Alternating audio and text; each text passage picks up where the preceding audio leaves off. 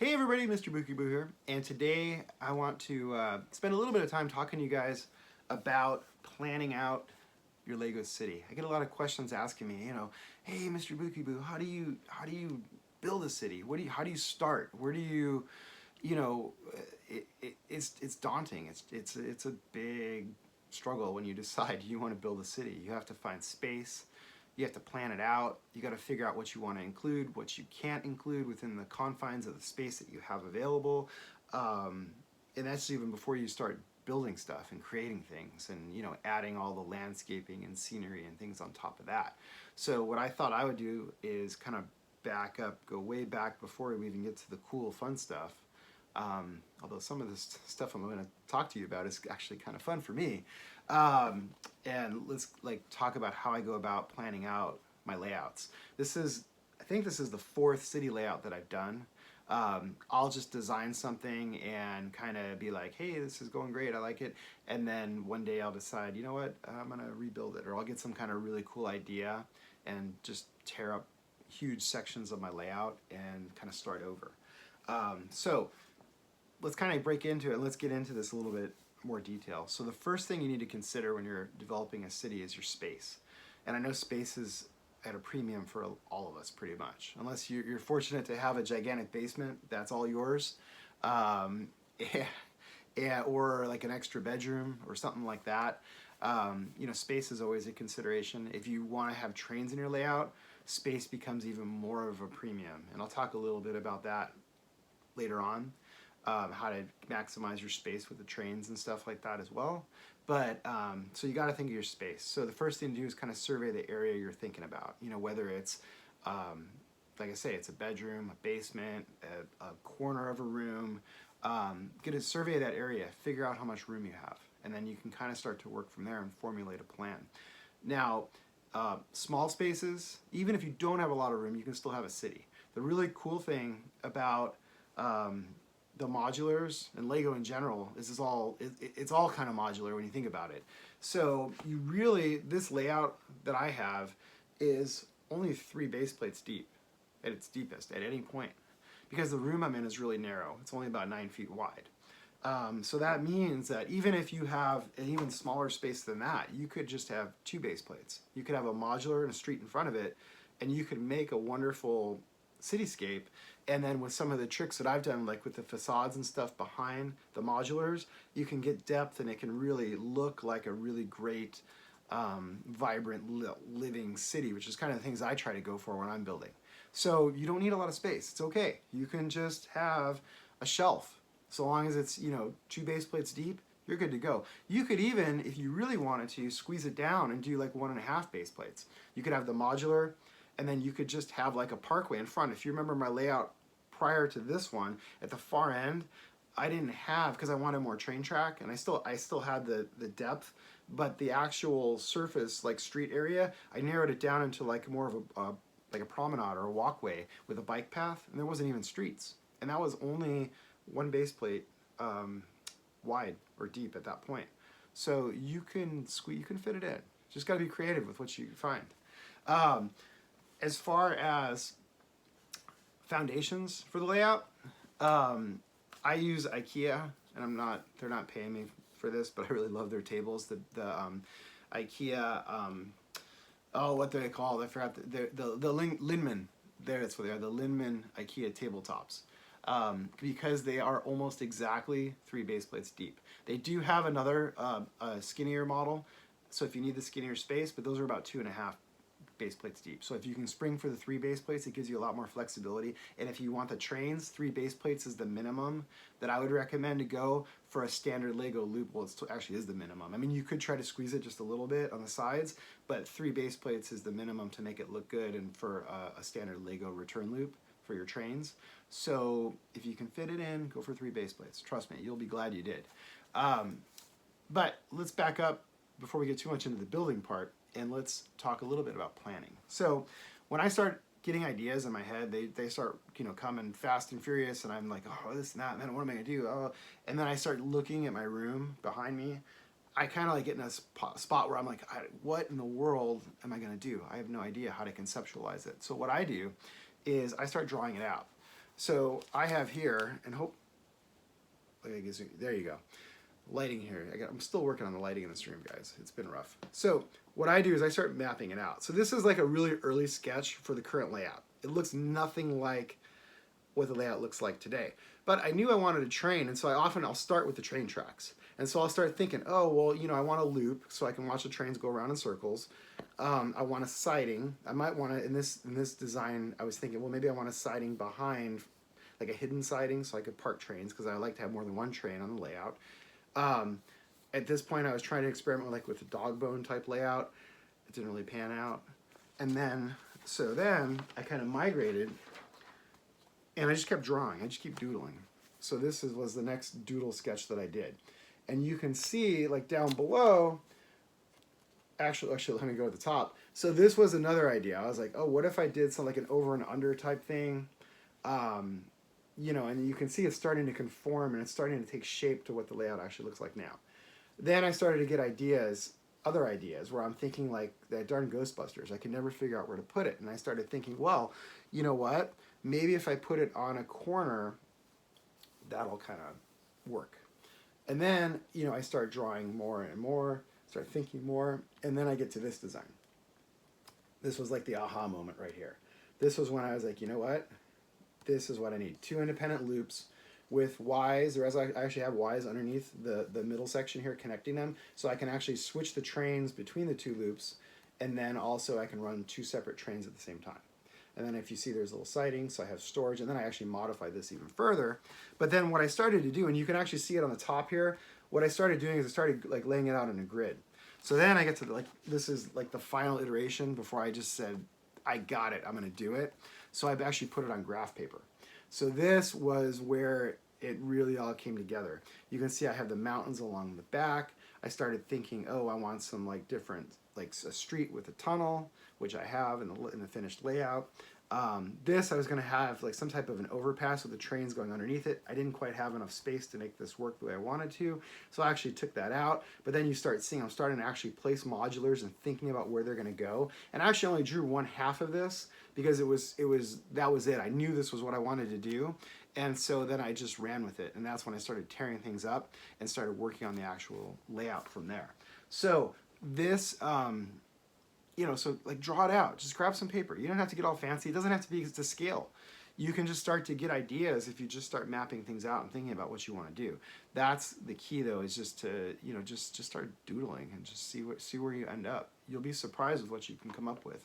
And then you'll have, like, in the middle of the night, I had to have these, like, aha moments. So I keep a pad of paper by the bed, wake up in the middle of the night, scribble down whatever it is thought I had at the time, and then come back and think about it the next morning. And then eventually you'll compile all those ideas together, and you'll come up with a really good layout. So that's the planning phase for me. That's how I do it. It's just, and it's kind of fun because you come up with all these different ideas, and then you try different things, and then you actually start to get into the building part, which is where it gets really cool. So that's where you've kind of laid out your space, you set it aside, you figured out what you're going to do. You need a strong foundation for it. Like I say, IKEA tables can't be beat. If you can't get those easily, any type of table will do. Just make sure it's sturdy. You know, figure out what you have, and keep an eye on the measurements, you know, so you don't have a lot of tabletop, you want to cover it. But the really cool thing is you can also cheat. So like this side of my room, the layout actually is not flush with the wall. There's actually like a little space between the tabletop and the wall.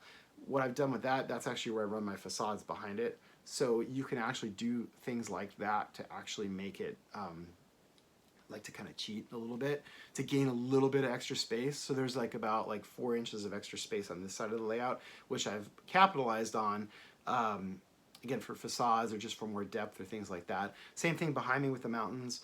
The mountains are actually, there's a whole base plate's worth of space behind those. So they're 3 base plates deep, but it's actually a whole base plate because the mountains, in order to get them to look right, so they're not just like a sheer cliff, you need about a base plate worth of space to get to that height. If I want to go even taller, you're going to need more space. So keep all that stuff in mind. Now, real quick, trains. Because I know, like, I love the trains. That was like the whole, you know, the modulars and the trains are kind of like the 2 things for me that I just love. So trains eat up a lot of real estate really fast, especially these trains because they're gigantic in scale. These are like the equivalent to like almost O gauge model railroad trains. They're massive. As I mentioned earlier, the minimum for a standard Lego return loop, so if you want to have just a circle with the trains going around in a circle, is 3 base plates. You can maybe chintz that a little bit, but not very much. And you don't, it doesn't, to me, it doesn't look realistic if you have the train running right against the edge of the table. Plus, it's a little dangerous because if your train derails, it's going to plummet and crash into a million pieces on the floor. So 3 base plates deep. And so if you do that and you start looking at it, excuse me, you realize, gosh, I don't have a lot of room for modulars, because the return loops have, they take like 1.5 base plates right there, are gone on each side. So that's 3 base plates are gone. So then you just have whatever's left in the middle. And if you're 3 base plates deep, the modular in a road, you're not going to have room for it, because it's just not all going to fit. And then what are you going to do at the road when it gets to the curve? It creates a lot of issues. So what I've done, and as you all probably know, is I decided to elevate the city, because that way you can save a lot of space in a tight space. You can have a full loop of track, but you also gain a lot of room for your modulars, your roads, and all the other cool stuff that you want to include. So it's kind of the best of both worlds.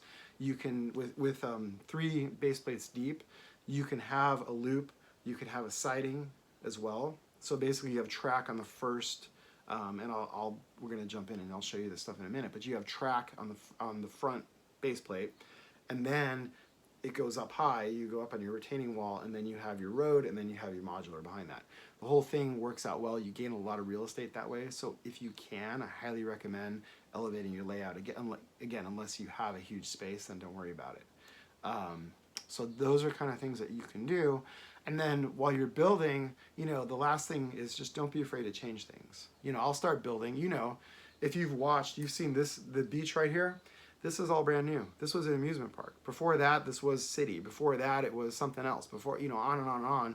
And it just keeps evolving. I keep getting ideas. I say, aha, this is what I want to do.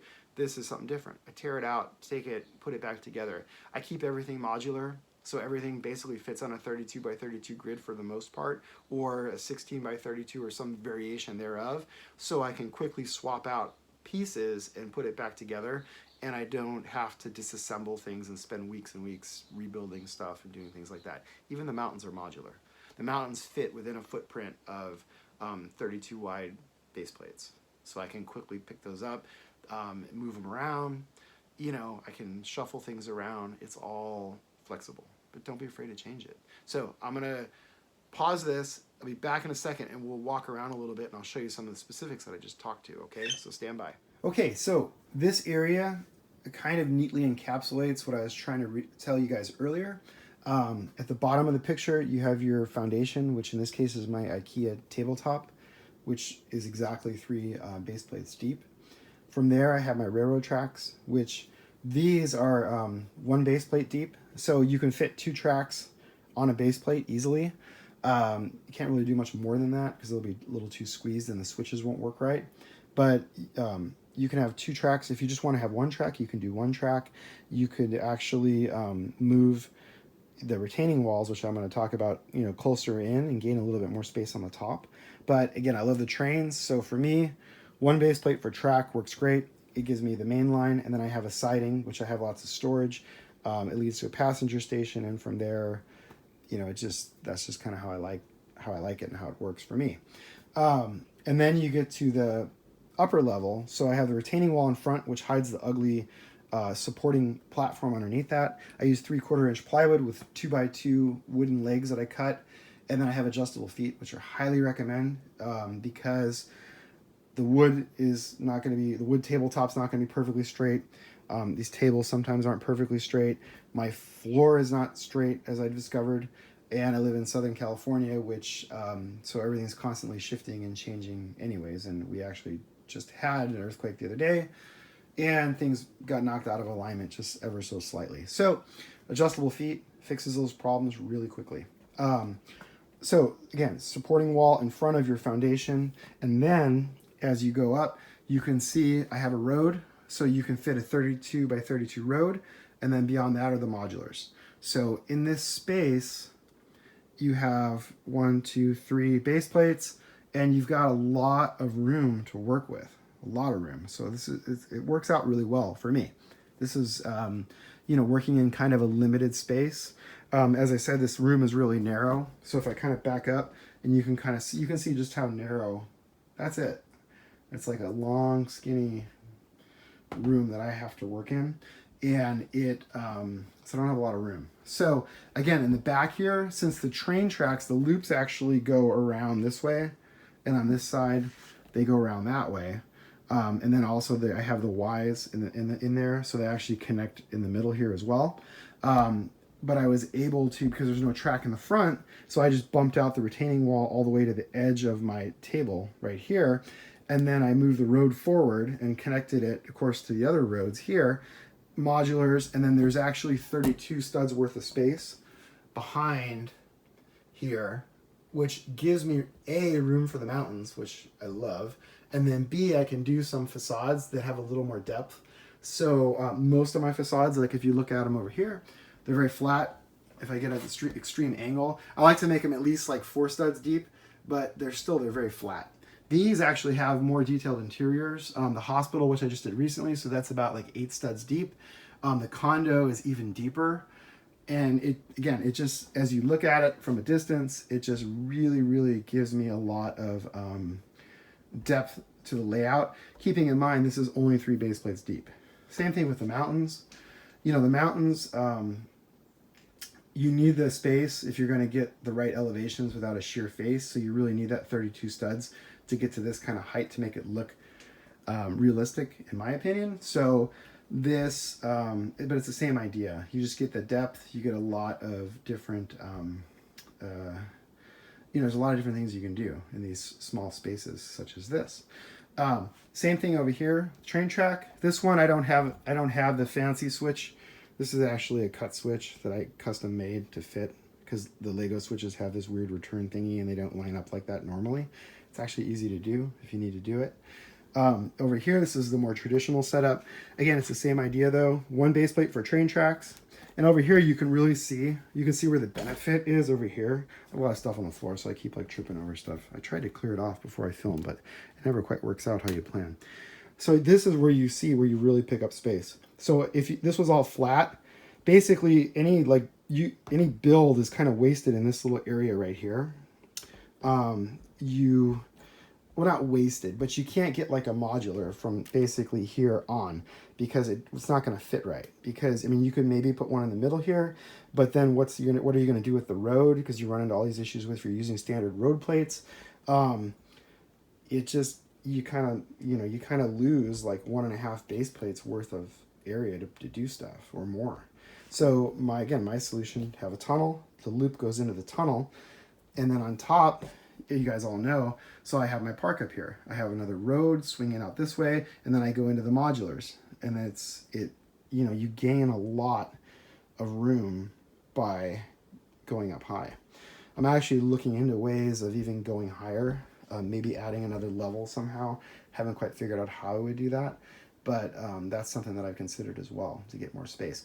Also, so these road plates here. So I have mine turning this way, which is fine. It works. At some point, I'm going to run out of space for modulars, and at the rate I'm building them right now, because I'm on a modular building spree, it's going to be sooner than later. So another idea that you can do is you can actually, instead of having the road go this way, have it turn this way and make an overpass. I used to have one on the old layout before this, if you remember. It's just another way to save space. So you don't need to have the road. You can gain a whole nother 32 by 32 space by getting rid of that, moving the Palace Cinema down, and making like more of just a walkway or a parkway. I would probably take the fencing off here and make this more of an open park with the cinema right there. So you can do those type of things and gain even more space. So I hope this was helpful. I hope that it gives you some ideas, and probably the biggest thing that I'll leave you with is just don't be afraid just to start building and just to try things and just kind of see where you end up, because it's all trial and error. It's all trial and error for me. Everything that I do is I just start drawing it out and start thinking about it in my head. I start drawing it out, and then I just start building. And so don't be afraid to just start moving things around. The modulars it's in the name, they're modular. You can drag them around, lay them out on your kitchen table or a coffee table. If if you're trying to figure out things, just start doing that. Commandeer the kitchen table for a couple days, and start laying it out and moving things around and seeing what works with what and seeing how things come together. I think you'll be surprised with the results you'll have. So if you have questions, let me know in the comments. Let me know what you think about this video. It's kind of a longer one. Hopefully you found it helpful. If you did, give me some likes.